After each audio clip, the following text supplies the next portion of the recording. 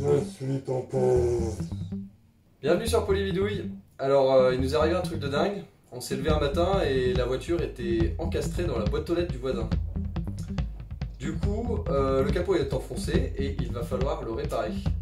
Pour ça, nous avons racheté un capot en casse et nous allons devoir le repeindre. Aujourd'hui, je vais vous montrer donc tout pour poncer et repeindre le capot. Et la prochaine fois, nous verrons comment faire des emballages écologiques en cire d'abeille.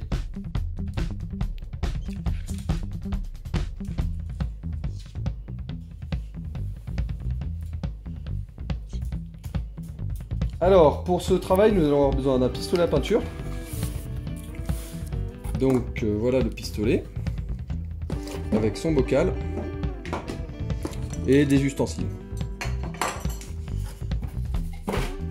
Ensuite, un masque et une protection pour la respiration. Voilà le masque, les filtres, les lunettes de protection, des emplacements pour les filtres. Ensuite, sur le pistolet, nous aurons besoin d'un filtre qui permet d'enlever l'eau dans l'air qui arrive au pistolet et d'un nanomètre. J'ai également acheté une ponceuse qui fonctionne à l'air comprimé. C'est une ponceuse spéciale carrosserie.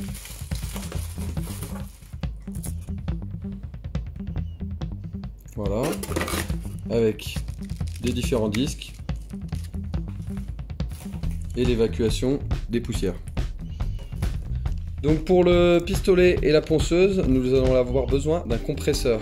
Donc il faut quand même un gros compresseur qui envoie pas mal d'air. Pour la peinture, nous avons une sous-couche obligatoire, donc Nissan avec les références de la sous-couche, qu'il faudra diluer avec du diluant universel. Pareil pour la peinture en elle-même qu'il faudra diluer au diluant. Et le vernis de finition qu'il faudra compléter avec un durcisseur.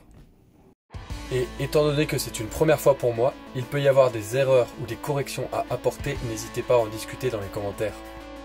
Dans un premier temps, nous allons poncer le capot avec du grain assez gros. Nous pouvons commencer par du grain de sang. On va ensuite reponcer avec un grain beaucoup plus fin, 300 ou 500. Puis nous allons mettre en peinture. Pour les dosages de peinture, il faut regarder la quantité. Sur le pot de peinture, nous pouvons voir qu'il faut 100 g de peinture pour 200 g de diluant. Ce qui fait un rapport de 1 pour 2.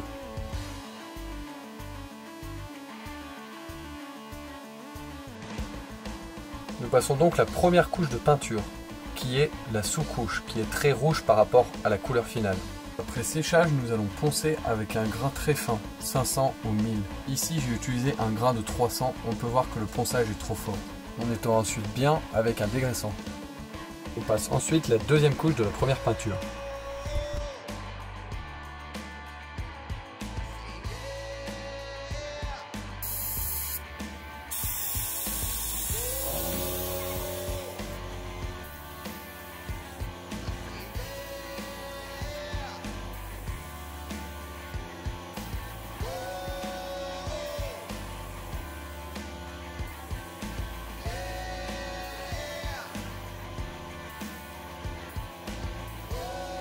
Une troisième couche non obligatoire et non indiquée sur les pots.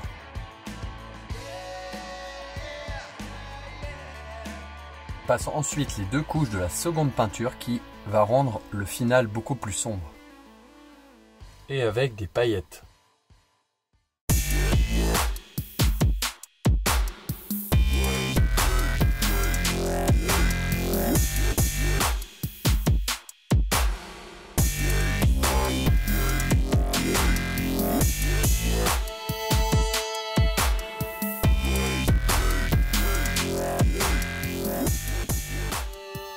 Enfin, je nettoie tous les outils, notamment le pistolet qu'il faut ouvrir et démonter pour le nettoyer correctement. Après les multiples couches de ces deux peintures différentes, nous allons devoir passer au vernis. Comme pour la peinture, tout est indiqué sur le pot. Il faut 2 doses de vernis pour 1 dose de durcisseur. Le pistolet doit avoir une pression entre 2 et 3 bars et une buse de entre 1,2 et 1,4 mm. La désolfatation doit être entre 5 et 10 minutes. Et nous avons les autres indications comme les durées, la distance à appliquer et toutes les précautions à prendre. Le vernis s'applique donc en 2 couches. Une couche un peu granuleuse qui permet l'accroche de la couche finale qui doit être lisse et brillante.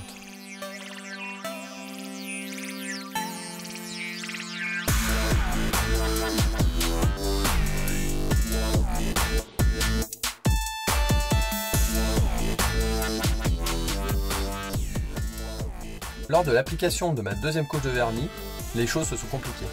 Mon aspect final avait un rendu peau d'orange.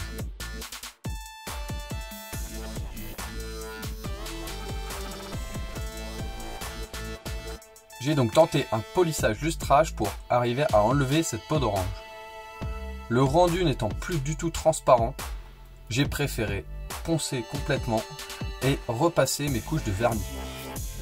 A savoir que le vernis est beaucoup plus compliqué à poser que les différentes couches de peinture. Il faut des conditions assez optimales.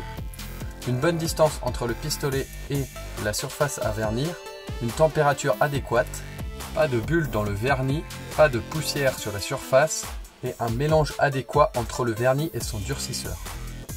Voici donc le résultat après avoir repassé le vernis. J'espère que cette vidéo vous a plu, abonnez-vous, mettez en route la petite cloche pour avoir les notifications et n'hésitez pas à partager et commenter la vidéo.